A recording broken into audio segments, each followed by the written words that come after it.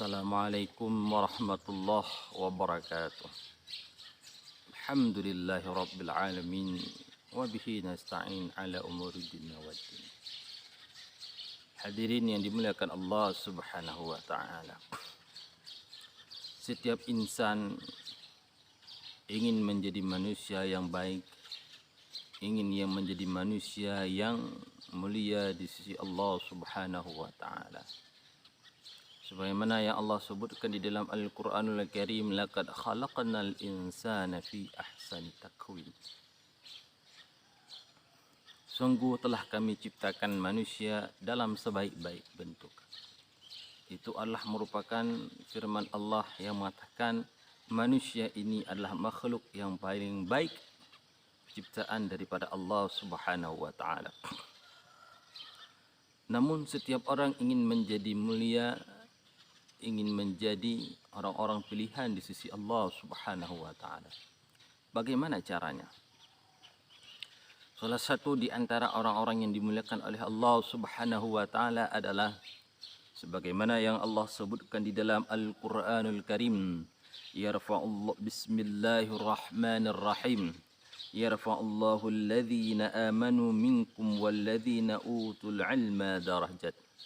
Allah Subhanahu wa taala akan mengangkat derajat daripada kaum orang-orang mukmin. Artinya minkum walladzina utul ilma darajat. Artinya apa? Allah Subhanahu wa taala akan mengangkat derajat orang-orang yang memiliki ilmu. Orang-orang yang memiliki ilmu. Maka seseorang bila mana ia menginginkan dia menjadi orang-orang yang mulia di sisi Allah, maka carilah ilmu yang diperintahkan oleh Allah Subhanahu wa taala.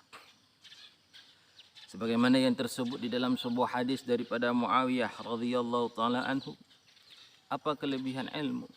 Apa kelebihan seseorang memiliki ilmu? Di dalam kitab Riyadhus Shalihin, Imam An-Nawawi menjelaskan kelebihan seseorang daripada menuntut ilmu. Dalam hadis riwayat Muawiyah, Rasulullah sallallahu alaihi wasallam mengatakan, "May yuridillahu khairan, may yuridillahu bihi khairan, yufaqihu fid din." Muttafaqun alaih. Bila mana seseorang telah dikehendaki kebaikan oleh Allah Subhanahu wa taala, maka orang tersebut akan dipilih oleh Allah, yufaqihu fid din, untuk memahami agamanya Allah Subhanahu wa taala. Maka beruntunglah kita orang-orang yang dipilih oleh Allah untuk menuntut ilmu agama. Maka kita termasuk orang-orang yang telah dikehendaki oleh Allah kebaikan. Kemudian di dalam hadis yang lain, kelebihan seorang manusia memiliki ilmu sebagaimana yang Rasulullah sallallahu alaihi wasallam sebutkan di dalam hadis beliau. Riwayat daripada Abi Hurairah radhiyallahu anhu anna Rasulullah sallallahu alaihi wasallam qala, "Man salaka tariqan yaltamisu bihi ilman, sahalallahu bihi tariqan ilal jannah." Siapa saja yang menempuh satu jalan, yang jalan tersebut dia tempuh adalah untuk mencari ilmu. Untuk mencari ilmu, maka sahalallahu bihi tariqan ilal jannah. Maka Allah Subhanahu wa taala tariqan ilal jannah. Allah taala akan memudahkan kepada orang tersebut jalan menuju kepada syurganya Allah Subhanahu wa taala. Orang yang menempuh satu jalan untuk mencari ilmu, berarti orang tersebut akan dimudahkan, akan diberikan kemudahan oleh Allah Subhanahu wa taala menempuh jalan untuk menuju ke dalam syurga-Nya Allah Subhanahu wa taala. Hadirin yang dimuliakan oleh Allah Subhanahu wa taala. Itulah beberapa hadis yang mengatakan kelebihan seseorang mendapatkan ilmu, maka orang tersebut akan diberikan kemuliaan oleh Allah Subhanahu wa taala, dengan catatan ilmu yang dia cari tersebut adalah untuk taqarruban ila Allah taala, bukan untuk berdebat ataupun bukan untuk mencari kebanggaan, menampakkan kehebatan kepada orang-orang lain.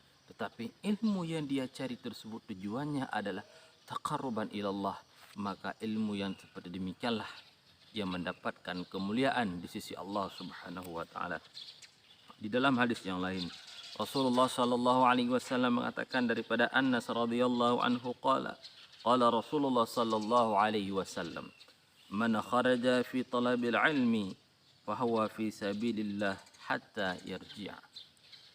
Orang yang keluar untuk mencari ilmu, kharaja fi talabil ilmi wa huwa fi sabilillah hatta yarji'a.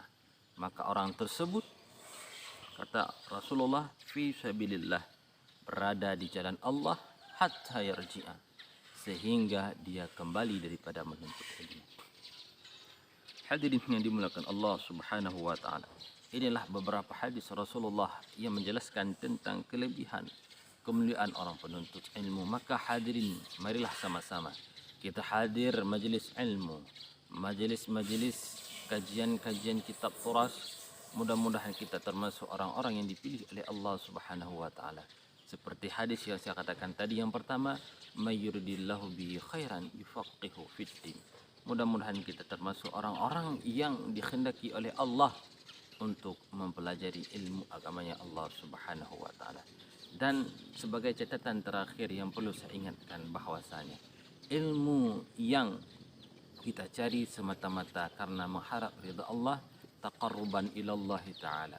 Bukan ilmu yang kita cari sesudah kita dapatkan ilmu untuk kita berdebat ataupun untuk menyalahkan orang lain, ataupun ilmu tersebut ingin kita nampakkan kepada orang yang lain.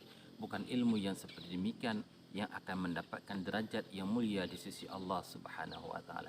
Tetapi ilmu yang kita dapati adalah ilmu, dengan ilmu tersebut kita bisa taqarrub, bisa kita takut kepada Allah, dan dengan ilmu tersebut kita amalkan untuk sebagai bekal ubudiyah kita kepada Allah Subhanahu wa taala. Inilah sedikit gambaran tentang kelebihan orang-orang yang memiliki ilmu di sisi Allah Subhanahu wa taala yang tersebut di dalam kitab Riyadhus Shalihin karangan Imam An-Nawawi rahimallahu taala. Hadanallahu wa yakum ajma'in. Wassalamualaikum warahmatullahi wabarakatuh.